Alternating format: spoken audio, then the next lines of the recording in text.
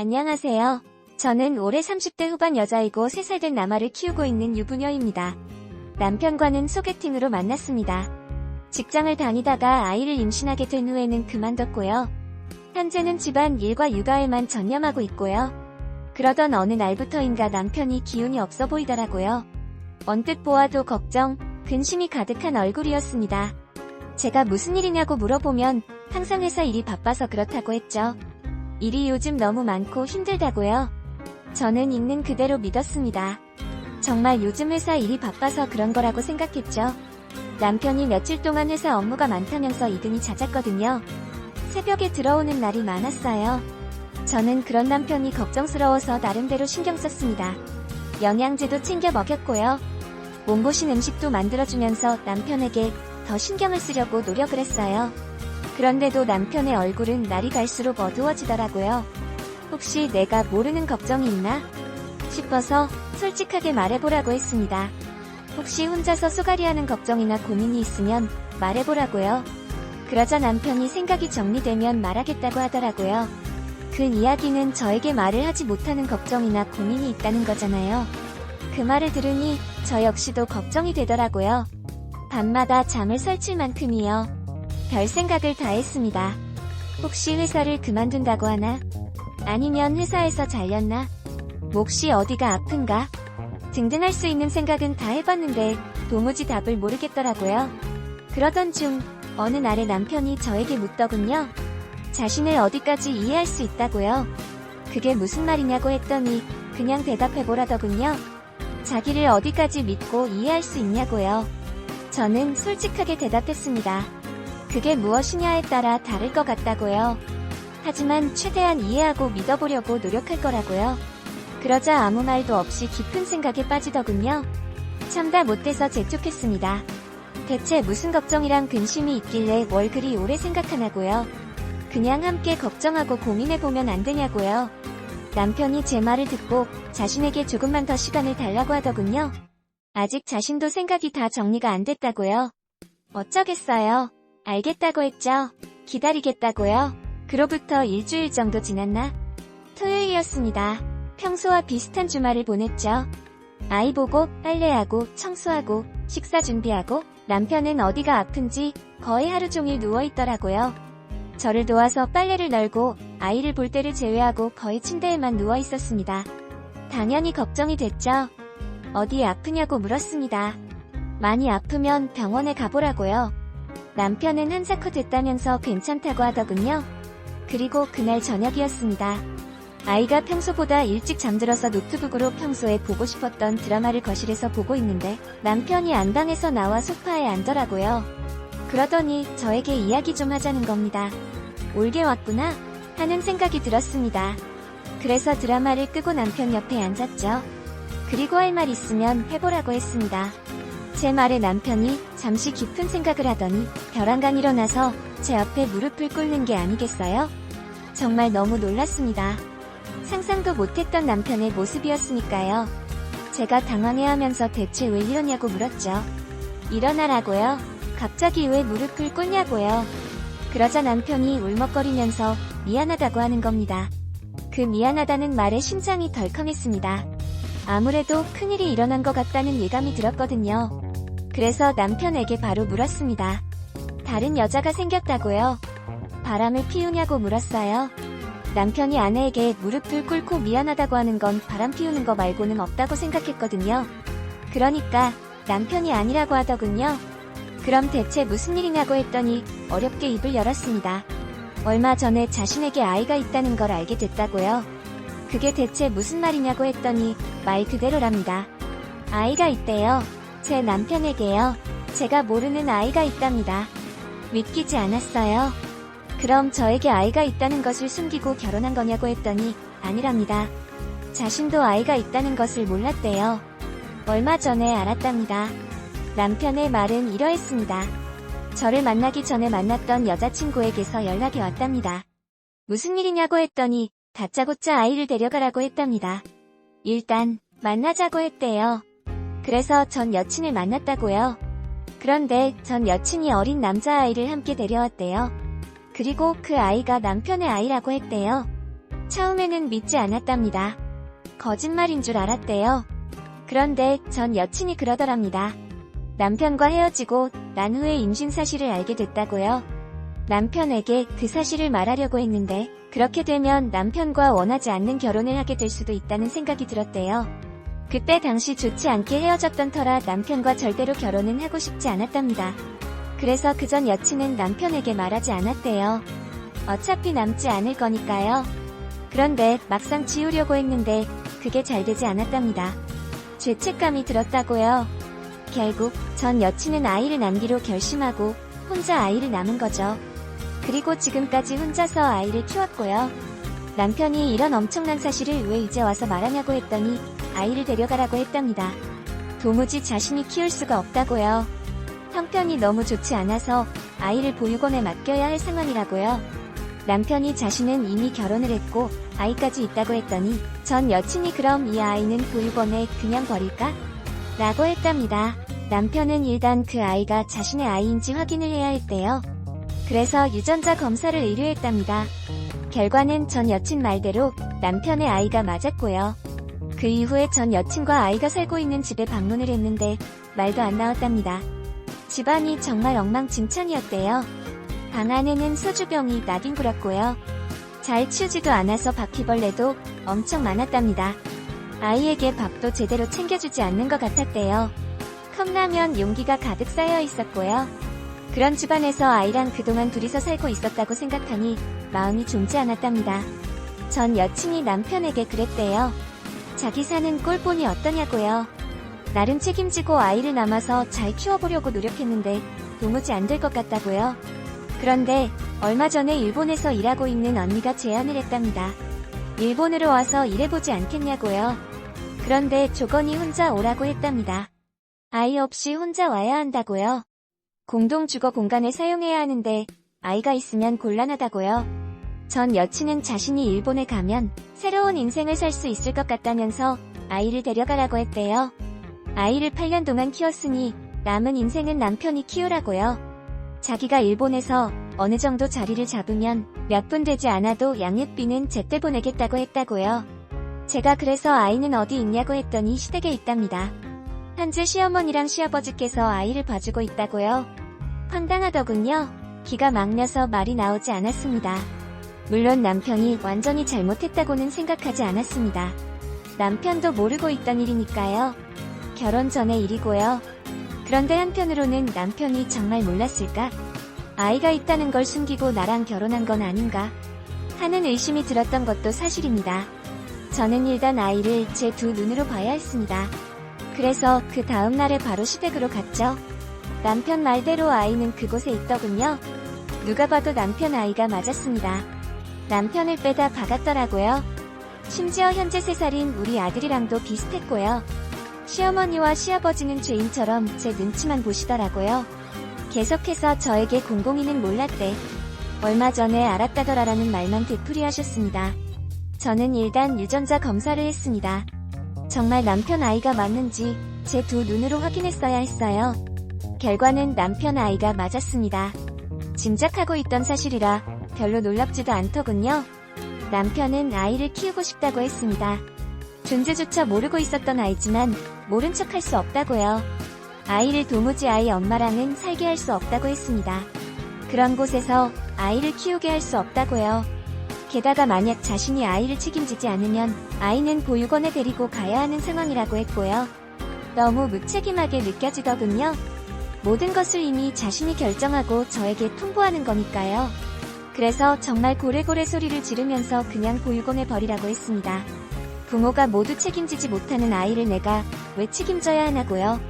우리 아이도 책임지고 키우는 것이 버거울 때가 많은데 왜 남의 아이까지 내가 책임져야 하냐고 했습니다. 시부모님이 보시든 말든 아랑곳하지 않고 남편에게 소리쳤어요.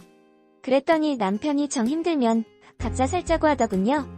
우리 아들 양육비는 자신이 책임지겠다고요. 본인은 시댁에 들어와서 그 아이랑 살고요. 어이가 없어서 웃음만 나오더라고요. 그래서 그러라고 했습니다. 여기서 평생 살라고요. 그리고는 아이만 데리고 집으로 돌아왔습니다. 눈물만 나오더라고요. 정말 펑펑 울었습니다. 눈이 퉁퉁 부을 정도로 울었어요. 이혼하려고 했습니다. 남편과 헤어지려고 했어요. 남편이 모르고 있었다는 것을 알면서도 도무지 남편을 용서하고 싶지 않았습니다. 남편은 그날 들어오지 않았어요. 아무래도 시댁에서 자고 출근한 것 같더라고요. 저는 고민하다가 남편에게 전화해서 아이 엄마 번호를 달라고 했습니다. 제가 직접 만나보고 이야기를 나눠보고 싶다고요. 순순히 번호를 가르쳐 주더라고요. 그래서 아이 엄마를 만났습니다. 저는 아주 뻔뻔하고 독한 여자일 줄 알았어요. 그런데 제 앞에서 주인처럼 고개를 숙인 채 앉아있더군요. 저는 당신 때문에 내 가정이 망가지게 생겼다고 했습니다. 당신 덕분에 나랑 4살 난 아들은 남편과 아빠를 잃을 수도 있다고요. 제 말에 아이 엄마가 눈물을 뚝뚝 흘리면서 죄송하다고 하더군요. 본인도 어쩔 수 없다고요. 제가 아이 버리고 일본으로 도망가는 일이 어쩔 수 없는 일이냐고 했더니 자신이 아이를 계속 키우겠다고 고집부리다가 나이 인생이 망가질 것 같답니다. 안녕하세요. 저는 올해 결국 본인이 아이를 보육원에 버릴 것 같다고요. 아이가 보육원에서 부모님이 누군지도 모른 채 살아가는 것보다는 아빠 손에 자라는 게 더 나을 것 같다는 생각이 들어서 남편에게 연락을 한 거라고요. 저에게는 죽을 죄를 지었다고 하더군요. 본의 아니게 큰 죄를 범했다고요. 하지만 본인 아이를 위해서 한 선택이라고 했습니다. 같이 아이를 키우는 입장으로 한 번만 이해해달라고요. 아이는 일단 시부모님이 맡아서 키우기로 했습니다. 시어머니께서 남편에게 무조건 저에게 납작 엎드리라고 했대요. 어디 감히 따로 살자는 말을 하냐고요. 남편은 저에게 말은 하지 않았지만 가끔 가서 들여다보는 것 같았어요. 아이가 그곳에서 잘 지내고 있는지 신경이 쓰였겠죠. 문제는 학교였습니다. 아이가 현재 자신이 다니고 있던 학교에서 등하교를 했는데 시댁이랑 차로 1시간 거리였거든요. 매일 아침마다 시아버지가 등하교를 시켜주는 것 같더라고요. 그래서 아이 전학이 필요한데 시댁으로 할지 저희 집으로 할지 남편이 고민하는 것 같았어요. 시부모님은 당연히 앞으로 본인들이 키울 거니까 시댁 쪽으로 해야 한다고 했고요. 그리고 남편에게 아이가 있었다는 사실을 친정 부모님에게도 말했는데 정말 뒤집어졌습니다. 아버지는 당장 이혼하라고 하셨어요. 남편을 불러서 엄청 뭐라고 하셨나봐요. 이게 무슨 기야말 노릇이냐고요. 엄마는 이혼하는 것은 아니라고 했습니다. 아이가 있다는 것은 큰 충격이지만 남편도 몰랐던 사실이니까요. 그렇지만 그 아이를 제가 키우는 건 아니라고 하더군요. 그냥 시댁에서 엄청 뭐라고 하셨나봐요. 알아서 키우게 두라고 하셨어요. 저도 그럴 생각이었는데 시간이 갈수록 그 아이가 신경이 쓰이더라고요. 아직 8살인데 엄마랑 떨어져서 얼마나 낯설고 무섭겠어요. 갑자기 처음 보는 사람들이 아빠다, 할머니, 할아버지다 하는데 이해가 안 가지 않겠어요? 그런 생각이 드니까 아이의 안부가 궁금하더라고요. 그래서 시어머니께 전화를 드려서 아이가 어떻게 지내는지 물었더니 아이가 밤마다 엄마를 찾으면서 은대요. 집에 가겠다고요. 이제부터 여기가 너희 집이라고 했는데도 그렇게 엄마를 찾으면서 운답니다. 근데 남편이 시댁에 가면 아이가 울지 않는데요. 남편 옆에서 잘 잔다고 하더라고요. 피가 무섭다는 말이 이럴 때 쓰이는 것 같더라고요. 제가 한번 아이를 보려고 시댁에 갔습니다. 학교에서 막 돌아온 아이가 부엌에서 간식으로 빵을 먹고 있더라고요.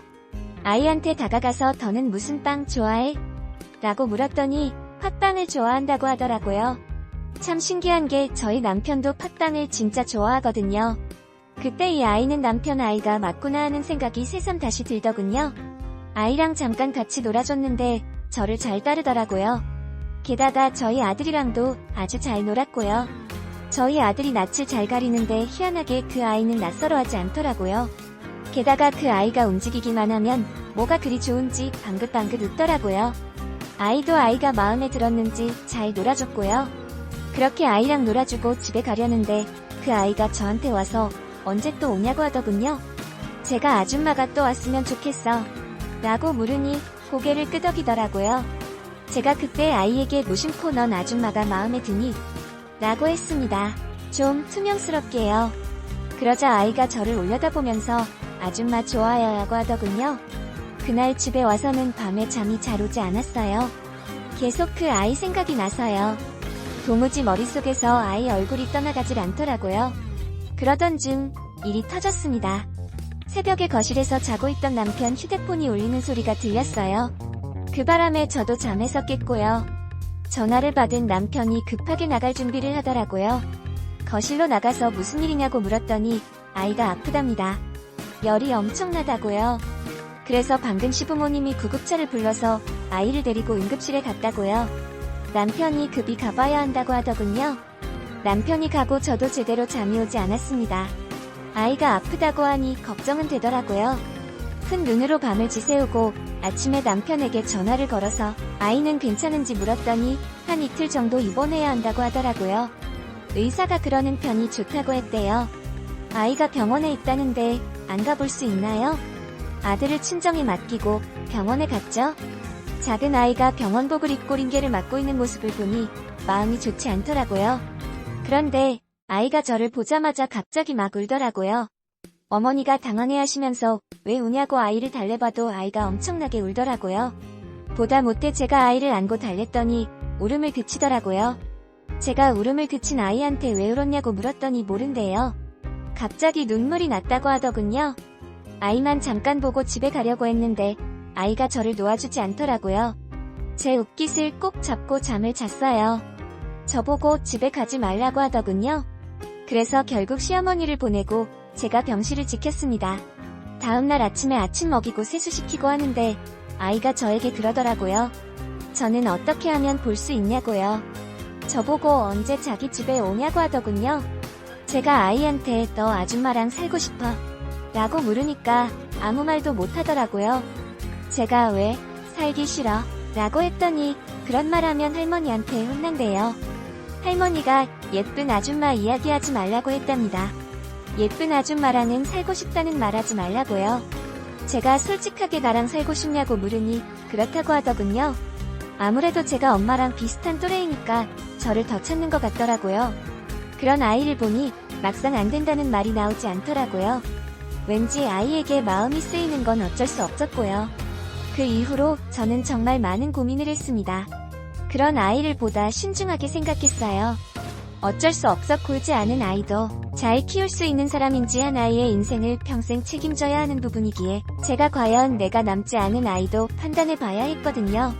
고민 끝에 내린 결론은 키워보자였습니다. 시부모님도 연세가 있으시니 언제까지 아이를 돌볼 수는 없으니까요. 결국 남편이 돌봐야 하는 날이 올 텐데 이왕이면 빨리 아이를 우리 가족에게 적응시키는 게 나을 것 같다는 생각이 들었습니다. 그래서 남편에게 아이를 우리 집에 데려오라고 했어요. 함께 키워보자고요. 남편이 펑펑 울면서 고맙다고 하더군요. 시부모님도 오시면서 저에게 너무 고맙다고 했습니다. 물론 저희 부모님은 난리가 나셨죠. 절대 안 된다고 반대하셨습니다. 차라리 보육원에 보내라는 말도 하셨죠. 저희 부모님은 당연하죠.